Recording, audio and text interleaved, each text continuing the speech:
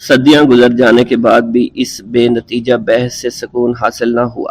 نظام مملکت کے قیام و استحکام کے لیے منتظمین جو بھی کرتا ہے اس کے حسن تدبیر، مصلحت اور ضرورت کی دلیل ہے۔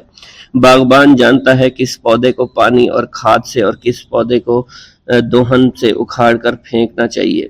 باغبان کا ہر فعل باغ کی صحت اور رونق کے لیے ہوا کرتا ہے، نہ کہ اپنی نفسانیت کے لیے۔ لہٰذا اس تراش و خراش میں جبر کا اختیار سوال ہی پیدا نہیں ہوتا۔ اب ہاتھ مارنے کی بجائے تعمیل حکم کو اصل جد و جہد کہا جا سکتا ہے۔ حجرے میں رہ کر عبادت و ریاضت کا شغل تھا، اور کہا جاتا ہے کہ بجائے روزانہ کے ہفتہ در ہفتہ میں ایک مرتبہ شیخ قطب الدین بختیار کاکی اوشی کی خدمت میں حاضری دیا کرتے تھے۔ بابا فرید الدین مسعود گنج شکر کا معمول تھا کہ وہ ہفتہ میں ایک یا دو مرتبہ شیخ قطب الدین بختیار کاکی اوشی کی خدمت میں رہا کرتے تھے۔ کچھ دن بعد حضرت سلطان الہند خواجہ بزرگ پہلی مرتبہ اجمیر سے دہلی تشریف لائے۔ تاریخی دلائل سے تشریف آوری کا تعین 612 میں کیا گیا ہے۔ زیارت قدم بوسی کے لیے سارا دہلی امٹ پڑا۔ سلطان شمس الدین حاضر ہوئے لیکن بابا صاحب نہیں آئے۔ ان کے متعلق جب دریافت کیا گیا تو بتایا گیا کہ چلہ معکوس میں ہیں۔ اس پر خواجہ قطب صاحب سے فرمایا، تم واقعی بختیار ہو جو ایسے شہباز کو قبضہ میں لائے جس کا آشیانہ سدرۃ المنتہا سے اوہر نہیں۔ ایسے شخص پر تشدد کی ضرورت نہیں، چلہ ختم کرا دینا چاہیے۔ اس کے بعد دونوں حضرات اس حجرے میں گئے۔ جملہ جلیل القدر ہستیوں نے جو حاضر موجود تھے رفاقت کی۔ خواجہ بزرگ اسی حجرے میں قبلہ رو کھڑے ہو گئے۔ خواجہ قطب صاحب نے مطابعت کی اور بابا صاحب کو درمیان میں کھڑا کر کے دیر تک دعا فرمائی کہ خداوند فرید کو قبول فرما۔ اہل گوش نے ندائے غیب سنی کہ قبول کیا۔ اس کے بعد انعام و فیض روحانی نہ صرف حضرت خواجہ قطب صاحب سے دلوایا بلکہ خود بھی عطا کیا۔ ارشاد فرمایا، فرید مسعود گنج شکر ایسا چراغ ہے جو ہمارے خانوادے کو روشن کرے گا، وحید عصر ہوگا۔ اس رسم اور عطیہ کو خلافت سے موصوف کیا گیا۔ حضرت خواجہ قطب صاحب کی طرح دوران قیام دہلی میں حضرت خواجہ غریب نواز بھی فرید الدین مسعود گنج شکر کو بابا سے خطاب کیا کرتے تھے، اس لیے ان کا لقب بابا ہو گیا اور اتنی مقبولیت ہوئی کہ اس لقب سے برابر یاد کیے جاتے تھے۔ مریدوں میں وہی حضرت مستحق خلافت ہوتے ہیں جو روحانیت میں کمال حاصل کرتے ہیں۔ خلافت و نیابت اس لیے دی جاتی ہے کہ خاندانی تعلیم فیض کا سلسلہ جاری ہو۔ یہ ضروری نہیں کہ خلافت حیات شیخ میں ملے یا شیخ کی رحلت کے وقت حاصل ہو یا بعد وصال عنایت ہو۔ عام دستور یہی ہے کہ منزل طے کروانے کے بعد خلافت دی جاتی ہے، لیکن ایسا بھی ہوتا ہے کہ خلافت پیشگی دے دی جائے اور منازل کی تکمیل بعد میں کرائی جائے۔ بہرحال یہ مرض الہی اور شیخ کی رائے پر منحصر ہے۔ مجاہدات حصول خلافت کے بعد حضرت بابا صاحب نے 10 برس دہلی میں مجاہدات کیے۔ 12 سال ہانسی میں ان دونوں مقامات میں مجاہدات کے ساتھ سیاحت کا سلسلہ بھی جاری رہا۔ ظاہر ہے کہ مختلف بزرگوں سے ملاقاتیں کی، ریاستیں کی، تبلیغ فرمائی، والدہ صاحبہ کی خدمت میں حاضریاں بھی دی۔ معلوم نہیں لیکن شاغل کے متعلق جستہ جو علم حاصل ہے پیش کیا جاتا ہے، ان کی زندگی کے اندازہ کیا جائے۔ دہلی میں 613 میں قاضی حمید الدین ناگوری سہروردی نے حوض شمسی پر میری موجودگی میں شیخ شاہی موئے تاب بدیوانی کو خرقہ مرحمت فرماتے ہوئے شیخ محمود سے استصواب کیا۔ انہوں نے جواب دیا، جسے آپ پسند کرتے ہیں خرقہ دیتے ہیں اور وہی خرقہ کے لائق ہوتا ہے۔ نور الدین غزنوی سہروردی دہلی کے شیخ الاسلام تھے۔ سلطان شمس الدین ان کی بے حد تعظیم کیا کرتا تھا۔ وہ سلطان کو سختی سے جواب دے دیا کرتے تھے۔ کسی بات پر حضرت نور الدین اور سلطان عارفین حضرت شیخ شاہی تاب بدیوانی سے کچھ اختلاف ہو گیا۔ مصالحت کی کوئی صورت نہیں نکلتی تھی۔ حضرت بابا فرید الدین صاحب غزنوی کو اپنی کملی میں چھپا کر سلطان عارفین بدیوانی کے پاس پہنچے اور مصافحہ کرتے وقت بجائے اپنے ہاتھوں کے غزنوی صاحب کے ہاتھ ان کے ہاتھوں میں دے دیے۔ اس لطیفہ کے بعد دونوں میں صلح ہو گئی تھی۔ بسم اللہ الرحمن الرحیم۔ ملتان میں حضرت بابا صاحب بخارا سے ملتان آئے اور حضرت بہاؤالدین زکریا ملتانی سے ملاقات ہوئی۔ حضرت زکریا نے دریافت کیا کہ کہاں تک ترقی کر لی؟ جواب دیا کہ اگر آپ کی کرسی کو اشارہ کر دوں تو ماں آپ کے ہوا میں اڑنے لگے۔ یہ کہنا تھا، کرسی نے بلند ہونا شروع کر دیا تو حضرت زکریا ہاتھ سے دبا کر اسے نیچے لائے اور فرمایا، مولانا فرید خوب ترقی کی ہے۔ سیاحت کے سلسلہ میں کسی تذکرہ نگار نے دو واقعات کا ذکر صراحت کے ساتھ نہیں کیا۔ یہ یقینی ہے کہ حرمین شریفین کی زیارت سے مشرف ہوئے تھے اور حاجی کہلانے لگے تھے، مگر خدا جانے اس کی عام طور پر کیوں روایت نہیں کی گئی۔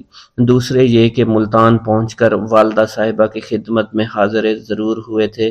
اس حاضری کے کم و کیف کا نقشہ تصور میں جمایا جا سکتا ہے۔ پہنچتے ہی قدموں پر گرے، والدہ صاحبہ نے اٹھا کر سینے سے لگا لیا۔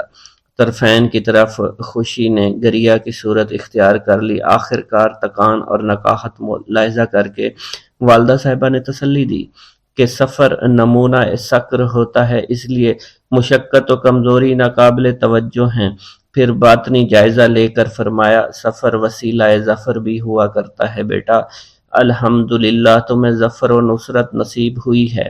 جواب میں خاکسار و عجز کے ساتھ والدہ صاحبہ کی شفقتوں کا اعتراف کیا، حال پوچھا۔ جب کچھ عرصہ قیام کر لیا تو والدہ صاحبہ نے فرمایا، اب خدمت شیخ میں جانے کی اہلیت پیدا ہو گئی ہے، لہذا تمہیں جانا چاہیے۔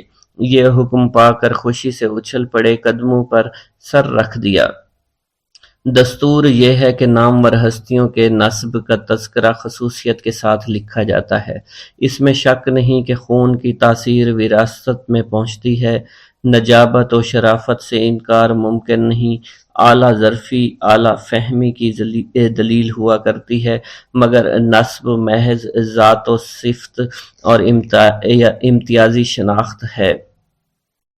اسلامی معیار اپنی جامعیت، وسعیت کے لحاظ سے قومیت، وطنیت، رنگ اور کلچر پر ہر طرح سے حاوی ہے، قید زمان و مکان سے بے نیاز ہے، اس لیے تمام جہان میں سب سے زیادہ وحدیت و اتحاد کا حامی اور مدعی ہے۔ نسب سے زیادہ مواخذہ کو حاصل ہے۔ ہجرت کے بعد مدینہ منورہ میں رسول اکرم صلی اللہ علیہ وسلم نے جو رشتہ اخوت قائم کیا تھا وہ نسب سے زیادہ مضبوط ثابت ہوا۔ اس رشتہ میں آقا و غلام کی قید نہیں تھی، حد یہ ہے کہ مساوات کی خاطر آزاد اشراف اور پابند غلاموں میں شادی بیاہ کی رسم بھی جاری ہو گئی تھی۔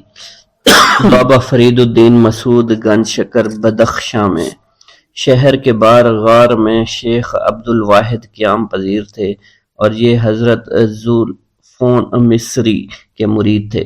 چند دن کی صحبت میں رہنا پڑا، وہ ایک پاؤں پر عالم تحیر میں ایستادہ تھے۔ تیسرے دن ہوش میں آئے تو فرمایا، اے فرید میرے قریب نہ آنا، جل جائے گا، مجھ سے دور ہی رہنا کہ جادو کا اثر ہو جائے گا۔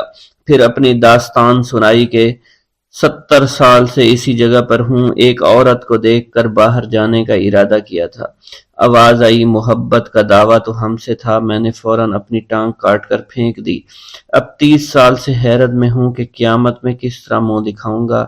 رات کو غیب سے کھانے کے لیے دودھ کھجوریں ایک تھال آ جایا کرتا ہے اور ہم دونوں کھا کر محو تحیر ہو جایا کرتے تھے۔ شیخ یوسف چشتی کی زیارت کا شرف حاصل ہوا۔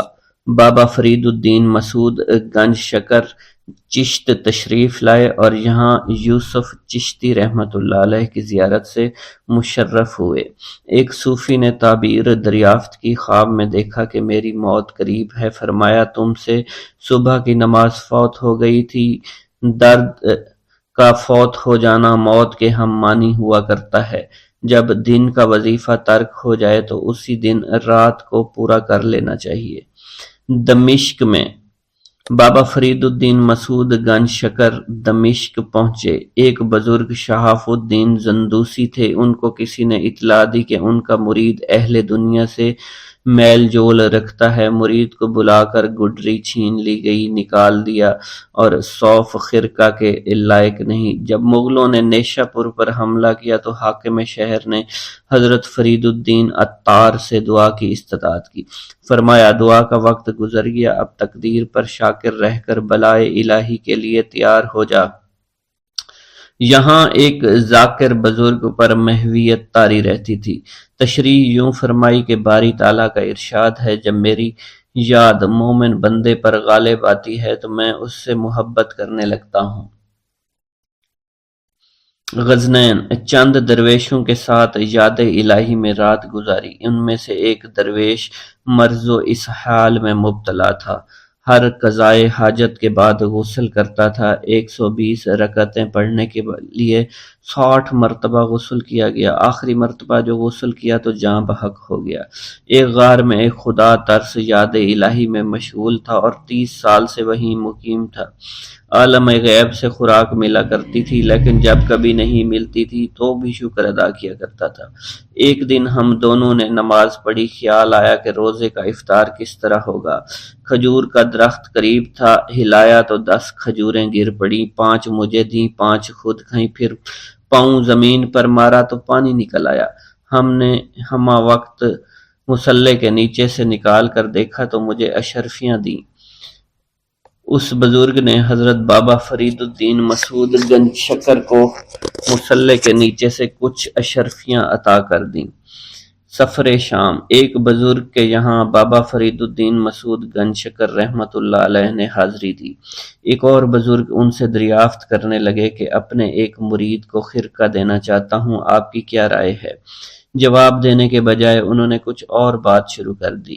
اظہار قابلیت کے طور پر امیدوار خرقہ نے دخل دے کر بحث کی تمہید اٹھائی۔ اب اس درویش نے کہا کہ یہ اس قابل نہیں کہ خرقہ دیا جائے، پھر بتایا کہ خرقہ پوش کی وجہ سے قابل اعتبار ہوتا ہے، ورنہ بذات خود بے معنی ہے۔ بیت المقدس حضرت بابا فرید الدین مسعود گنج شکر رحمۃ اللہ علیہ نے یہاں چلہ کیا تھا۔ چلہ کی جگہ ابھی تک زاویہ فرید الدین ہندی کے نام سے ابھی تک مشہور ہے۔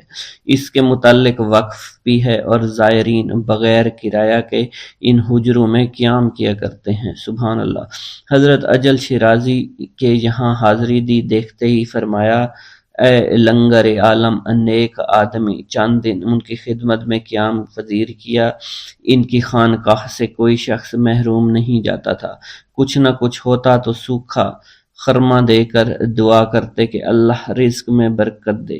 جس کو یہ دعا دیتے وہ زندگی بھر کبھی کسی کا محتاج نہیں ہوتا تھا۔ جب درویشوں کے متعلق گفتگو چلی تو حضرت جنید کا قول بیان کیا کہ فقیہ کو اہل دینا سے راہ رسم رکھنا اور امیروں سے ملنا قطعی حرام ہے۔ ایک روز بخارا کے ایک غار میں ایک بزرگ کو عبادت میں مصروف پایا۔ انہوں نے فرمایا اے فرید، میں 60 سال سے یہاں ہوں، کوئی گھڑی ایسی نہیں گزرتی جو مجھ پر بلا نازل نہ ہوتی ہو۔ جب بلا نازل نہیں ہوتی تو گریہ وزاری کر کے خود اس کے لیے استدعا کیا کرتا ہوں۔ جب مرضی دوست آزمائش و بلا میں ہے تو میں کیوں نہ اس کی آزمائش یا آرزو کروں۔ بلاؤں پر ثابت و صابر رہنا چاہیے۔ آگے بڑھ کر ایک حجرے میں شمس العارفین کے ایک مرید سے ملاقات ہوئی، 34 سال سے معتکف تھے۔ فرمایا جبر و دہشت طاری ہے لیکن نجات رضائے دوست میں ہی ہے۔ پھر ایک ایسے بزرگ سے ملنے کا اتفاق ہوا، انہوں نے بھی یہی فرمایا کہ حق سے یگانگی کی خاطر سب سے بیگانہ ہو جانا چاہیے۔ رات کو عالم غیب سے لذیذ کھانا ملا، رات گزار کر صبح کو جو دیکھا تو وہ بزرگ غائب و لاپتہ تھے۔ بغداد سے بخارا پہنچ کر شیخ الشعوف سیف الدین بازخی فردوسیہ کے یہاں قیام پذیر کیا۔ دیکھتے ہی میرے متعلق فرمایا کہ مشائخ روزگار سے ہوگا، تمام جہان میں اس کے مرید و فرزند ہوں گے۔ پھر سیاہ گڈری مرحمت فرمائی، ان کی دسترخوان وسیع تھا۔ ایک شخص نے عرض کیا میرے پاس مال ہے، اگر اس میں نقصان برابر ہو رہا ہے اور میں بیماریوں میں مبتلا ہوں۔ جواب دیا کہ دولت کا نقصان زکوٰۃ نہ دینے کی وجہ سے ہوتا ہے اور بیماری صحت کی علامت ہے۔ بسم اللہ الرحمن الرحیم۔ السلام علیکم۔ معلوم نہیں والدہ صاحبہ نے ہدایت فرمائی تھی یا پیر روشن ضمیر نے روحانی اشارہ کیا تھا یا ذاتی تقاضائے قلب تھا کہ حضرت فرید الدین مسعود گنج شکر رحمۃ اللہ علیہ نے اونچ پہنچ کر مسجد حاج میں چلائے معکوس کیا، درخت میں رسی باندھ کر شام سے کنویں میں لٹک جاتے تھے اور صبح کو مسجد کے مؤذن رشید الدین مینائی رسی کھینچ کر انہیں نکال لیا کرتے تھے۔ جب 40 دن پورے ہو گئے تو باوجود نقاہت کے دہلی کی راہ لی مشہور ہے کہ خواجہ یوسف چشتی صلاۃ معکوس کے عادی تھے، اور سلطان المشائخ نے شیخ ابو سعید ابو الخیر سے نقل کیا ہے کہ ایک مرتبہ پیغمبر صلی اللہ علیہ وآلہ وسلم نے غار حرا میں نماز معکوس ادا فرمائی تھی۔ صلاۃ معکوس کے متعلق حضرت شاہ ولی اللہ دہلوی لکھتے ہیں کہ چشتیاں کے ہاں ایک نماز ہے جس کو صلاۃ معکوس کہتے ہیں۔ ہم نے سنت مصطفیہ اور اقوال نقحہ سے اس کی کوئی اصل نہیں پائی ہے، جس کی بنا پر ہم اس کی تائید نہیں کر سکتے، لہذا ہم نے اس کا ذکر نہیں کیا۔ واللہ عالم، غالباً یہ اضافہ اب بعد ہے، ورنہ فوائد الفوائد میں ایسی غیر مستند بات نہیں کی جانی چاہیے تھی۔ ہر اچھی بات مومن کا گم شدہ مال ہے۔ 40 دن کی صلاۃ معکوس کی روایت ہے، مگر عام صورت سے شہرت پائی ہے کہ بابا صاحب حضرت فرید الدین مسعود گنج شکر نے 12 برس صلاۃ معکوس ادا فرمائی۔ ممکن ہے کہ صلاۃ معکوس سے مراد وہی اصول ہو جو چشتیوں کی خصوصیت ہے، جس کی تلقین بابا فرید الدین مسعود گنج شکر نے اپنے ہر مرید سے فرمائی ہے کہ جو دل چاہے اس کے خلاف عمل کیا جائے۔ بہرحال مدن جو کچھ بھی ہو، مگر صلاۃ معکوس کو جوگیوں کی شین آسین نہیں سمجھا جا سکتا۔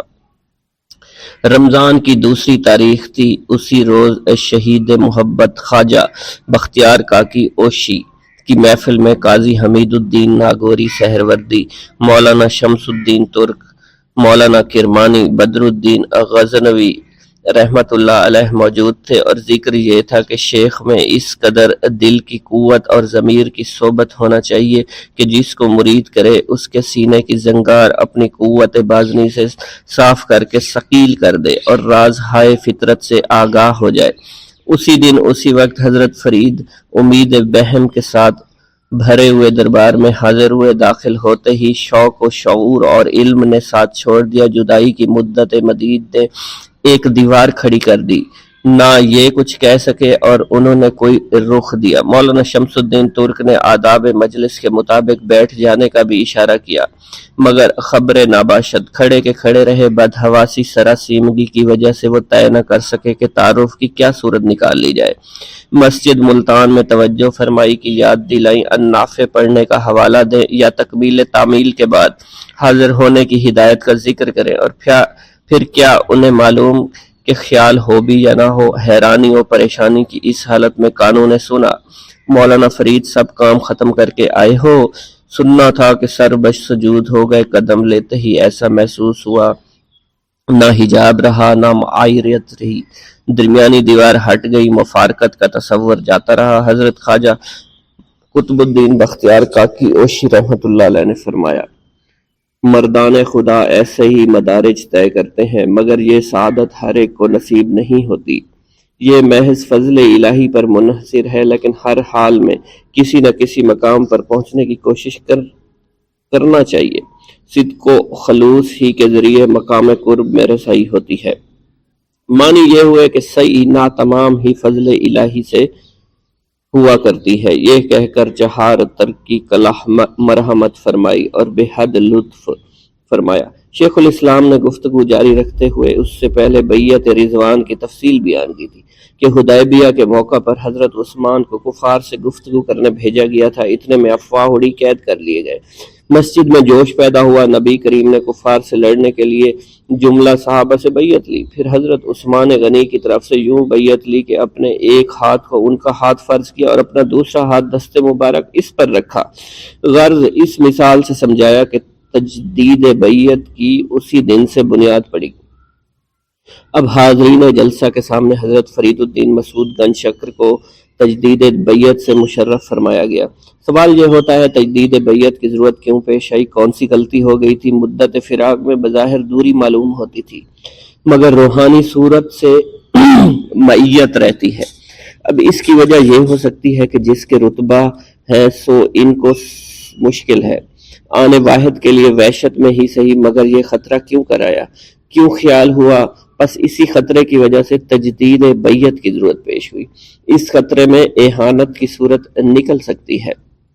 راہ سلوک میں خطرات پر بھی گرفت کی جاتی ہے، چنانچہ ارشاد فرمایا مرید کو موجودگی و عدم موجودگی دونوں میں یکساں طور پر پیر کی خدمت کرنی چاہیے، اگر پیر کا انتقال ہو جائے تو وہ اور بھی خدمت کرنی چاہیے۔ حضرت والا لقب شکر گنج بھی ہے، اس کی 2-3 وجہیں بیان کی گئی ہیں۔ صحیح وجہ یہ ہو سکتی ہے، مگر مستند یہ ہے کہ اسی موقع پر غزنی دروازے کے قریب ایک برج میں ٹھہرے روزے کا حکم دیا گیا تھا۔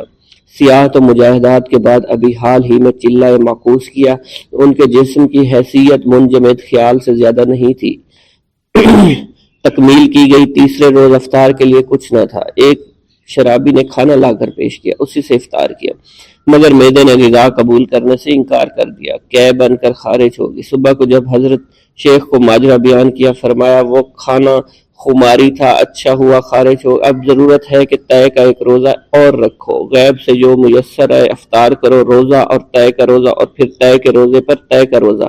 اس کیفیت کا تصور مشکل ہے، مگر تعمیل کرنا تھی۔ تیسرے روز افطار کا وقت آیا، مگر غیب سے کچھ نہ آیا۔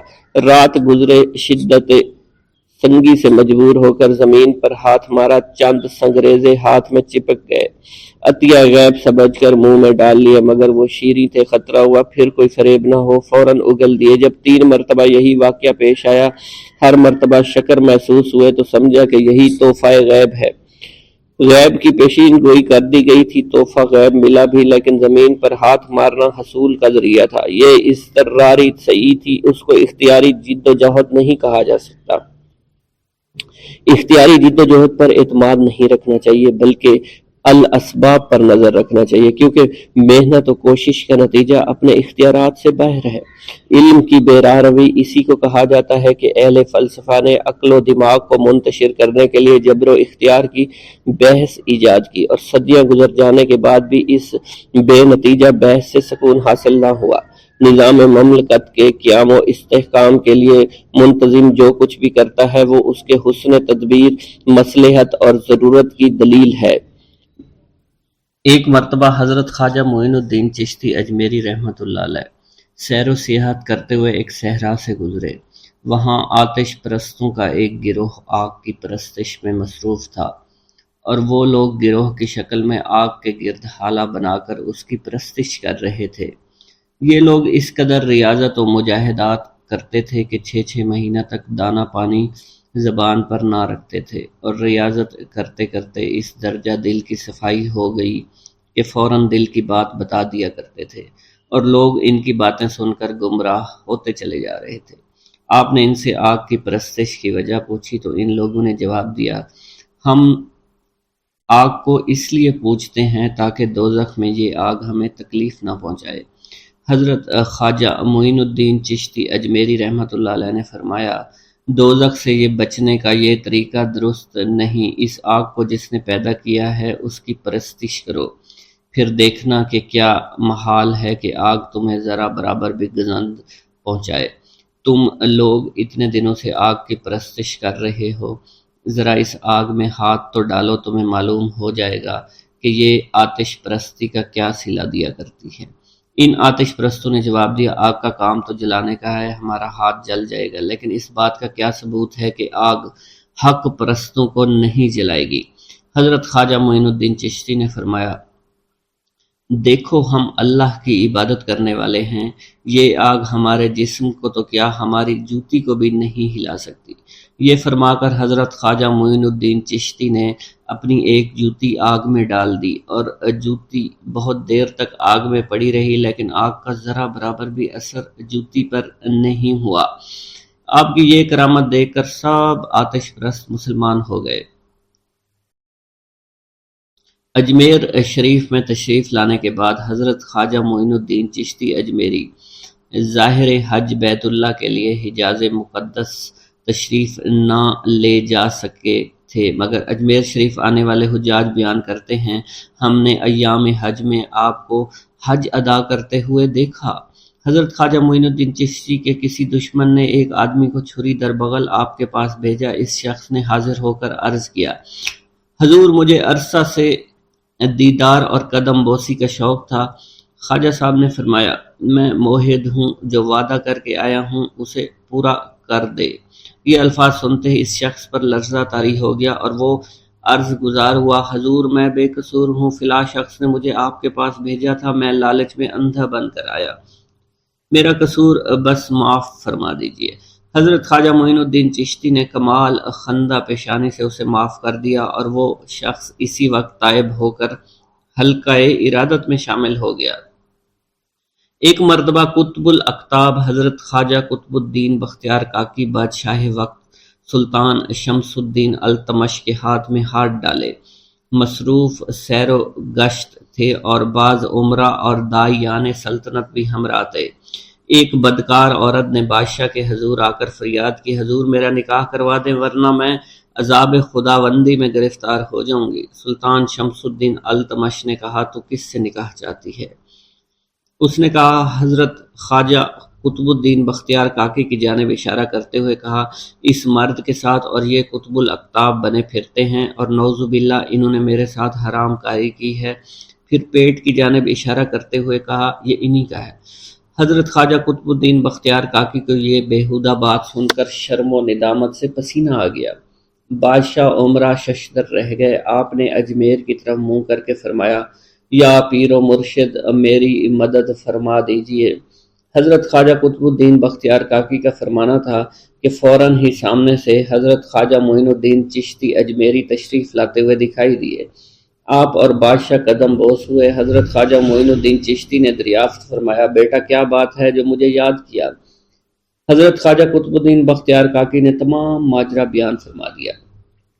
حضرت خواجہ معین الدین نے اس عورت کے پیٹ کی طرف اشارہ کرتے ہوئے فرمایا، اے بچے سچ سچ بتا کہ تیری ماں نے جو الزام قطب الدین پر لگایا ہے وہ صحیح ہے یا غلط ہے؟ ماں کے پیٹ سے بچہ فوراً بولا، حضور یہ الزام سراسر غلط ہے، یہ عورت نہایت فاسق بدکار ہے۔ اس عورت نے جب بچے کی بات سنی تو اپنی غلط بیانی کا اعتراف کر لیا اور معافی مانگ لی۔ ایک دن حضرت خواجہ معین الدین چشتی اور شیخ عہد الدین کرمانی اکٹھے بیٹھے تھے اور کسی مسئلہ پر ان کے درمیان بحث چل رہی تھی کہ ایک لڑکا تیر کمان لیے وہاں سے گزرا۔ آپ نے فرمایا، یہ لڑکا ایک دن دہلی کا بادشاہ بنے گا۔ وہ لڑکا شمس الدین التمش تھا جو کہ قطب الاقطاب حضرت خواجہ قطب الدین بختیار کاکی کے زمانے میں قطب الدین ایبک کے بعد تخت شاہی پر بیٹھا اور حضرت خواجہ قطب الدین بختیار کاکی کا مرید بنا۔ ایک مرتبہ حضرت خواجہ معین الدین چشتی وضو کر رہے تھے کہ ایک بڑھیا روتی ہوئی آئی آپ کی خدمت میں اور کہنے لگی، حضور میرے لڑکے کو حاکم وقت نے بے گناہ قتل کر دیا ہے، میں آپ کے پاس فریادی بن کر آئی ہوں۔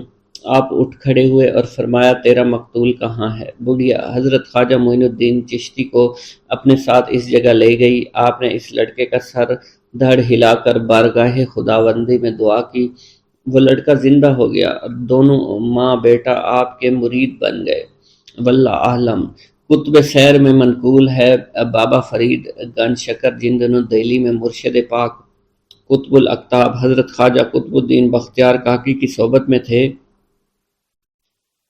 اور چلہ کشی میں مشغول تھے، ایک دن آپ کے دادا مرشد خواجہ خواجگان خواجہ غریب نواز حضرت خواجہ معین الدین چشتی اجمیری دہلی تشریف لائے اور حضرت خواجہ قطب الدین کی خانقاہ میں مقیم ہو گئے۔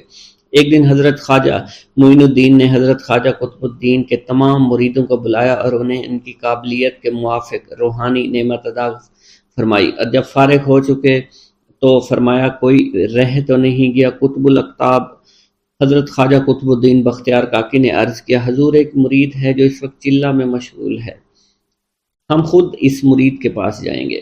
پھر دونوں حضرات اس حجرہ میں پہنچے جہاں بابا فرید الدین گنج شکر چلہ کشی میں مشغول تھے۔ بابا فرید نے جب دادا مرشد خواجہ خواجگان حضرت خواجہ معین الدین چشتی کو دیکھا تو احتراماً کھڑا ہو گئے، نکاحت کی وجہ سے گر گئے اور روتے ہوئے قدموں میں سر رکھ دیا۔ آپ نے خواجہ قطب الدین سے فرمایا تم کب تک اس جوان کو یوں مجاہدہ کی بھٹی میں جلائے رکھو گے؟ آؤ ہم دونوں اسے نعمت باطنی سے نوازتے ہیں۔ پھر حضرت خواجہ معین الدین چشتی نے بابا فرید کا دایاں بازو پکڑا اور خواجہ بختیار کاکی نے بایاں بازو پکڑا اور کھڑا کیا۔ پھر حضرت خواجہ معین الدین نے فرمایا الہی تو مولانا فرید کو قبول فرما لے، اسے کامل بنا دے۔ اسی وقت غیب سے آواز آئی، ہم نے اسے قبول کیا، اسے وحید عصر بنایا۔ اس کے بعد حضرت خواجہ معین الدین چشتی نے اسم اعظم جو سلسلہ عالیہ چشتیہ میں چلا آ رہا تھا اس کی تعلیم دی، اور پھر تمام حجابات عالم بابا فرید کے سامنے عیاں ہو گئے اور بابا فرید کو علم لدنی عطا ہوا۔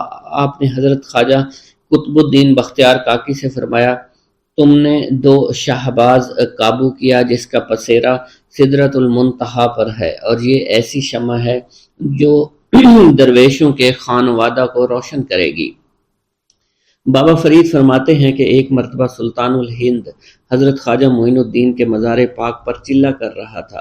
ذی الحجہ کا چاند نظر آ گیا اور عرفہ کی شب میں خواجہ خواجگان کی قبر مبارک کے سرہانے بیٹھ گیا اور وہاں بیٹھ کر قرآن مجید کی تلاوت کرنے لگا۔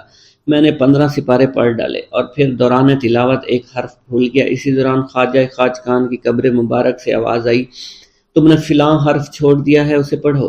بابا فرید فرماتے ہیں میں نے وہ حرف پڑھا۔ قبر مبارک سے دوبارہ آواز آئی عمدہ طریقے سے پڑھو۔ بابا فرید فرماتے ہیں میں نے عمدہ طریقے سے پڑھا۔ قبر مبارک سے پھر آواز آئی صالح بیٹا ایسا ہی ہونا چاہیے۔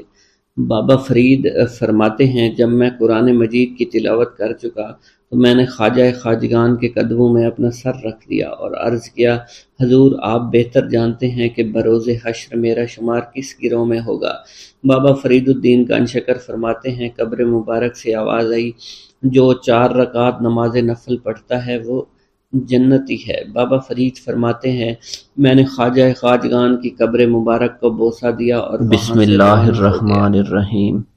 السلام علیکم ناظرین کرام، عام طور پر یہ گمان کیا جاتا ہے کہ علماء و صفحاء سفر نامے لکھنے کے عادی نہیں تھے۔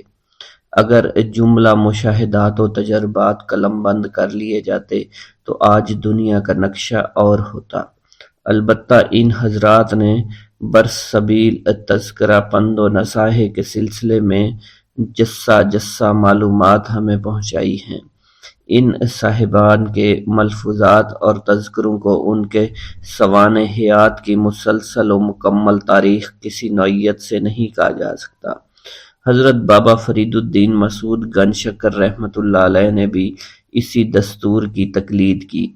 کہا تو یہ جاتا ہے کہ ربع سکون کی سیر فرمائی تھی، روم، مصر، شام، ترکستان کا سفر کیا تھا اور چین سے لے کر بحیرہ روم تک کا چپا چپا دیکھا تھا، لیکن تذکرہ میں جن مقامات بزرگان دین کا ذکر کیا گیا ہے وہ چند ہیں۔ جس طرح دوسروں کو یکجا کیا گیا ہے اور اپنے آپ کو دکھایا گیا ہے، اسی کے حالات مختصر طور پر ملفوظات میں محفوظ ہیں۔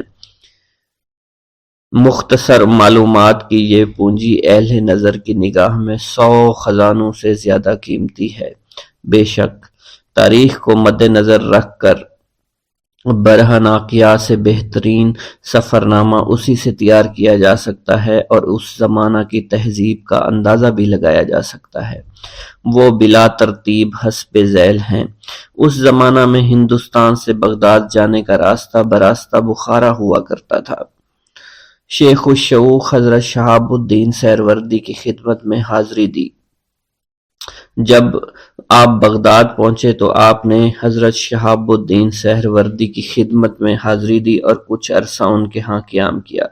شیخ نے اپنی کتاب عوارف المعارف کا کچھ حصہ خود پڑھایا اور اس کے مطالب ذہن نشین کیے۔ شیخ کی خانقاہ میں فتوحات کی کثرت تھی، وہ سب روز کی روز صرف کر دی جاتی تھی۔ فرمایا کرتے تھے کہ اگر دولت جمع کی جائے تو لوگ کہیں گے کہ درویش مالدار ہے، حالانکہ درویش کے معنی خود فروشی کے ہیں۔ ایک مرتبہ فرمایا کہ جب اللہ تعالیٰ کسی بندے کو دوست رکھتا ہے تو اس پر ذکر کا دروازہ کھول دیا کرتا ہے اور حیرت و دہشت کے تمام مقامات میں جگہ دیتا ہے۔ عظمت و بزرگی کا یہ مقام ہے، اس مقام پہ پہنچ کر بندہ اللہ کی حفظ و حمایت میں آ جاتا ہے۔ شیخ جلال الدین تبریزی نے اپنے مرشد کی وفات کے بعد حضرت شیخ الشوق کی بے پناہ خدمت کی تھی۔ بغداد میں سر پر چولہا رکھے جا رہے تھے، اس پر پانی گرم کرنے کی دیگچی رکھی تھی۔ لوگوں نے دریافت کیا تو بتایا حج کو جا رہے ہیں۔ اسی طرح شیخ الشوق کی 25 سال خدمت کی۔ اس خدمت سے فارغ ہو کر شیخ تبریزی تنہا ملتان آئے اور حضرت بابا صاحب کو انار دیا تھا۔ ایک مرتبہ شیخ جلال الدین تبریزی، شیخ بہاؤالدین سہروردی، شیخ عہد الدین کرمانی اور شیخ برہان الدین سوستانی شیخ الشوق کی خدمت میں حاضر تھے۔ اتنے میں شیخ بہاؤالدین سہروردی کے فرزند نے شیخ الشوق سے خرقہ کی درخواست کی، فرمایا آج معاف کرو، کل آنا۔ دوسرے دن حاضر ہوئے، حضرت نے فرمایا رات خرقہ پوش کا حشر تم نے خواب میں نہیں دیکھ لیا کہ پیر و مرید کو فرشتے دوزخ میں لیے جا رہے تھے، اس لیے کہ وہ خرقہ کے نام سے دنیا کمایا کرتے تھے۔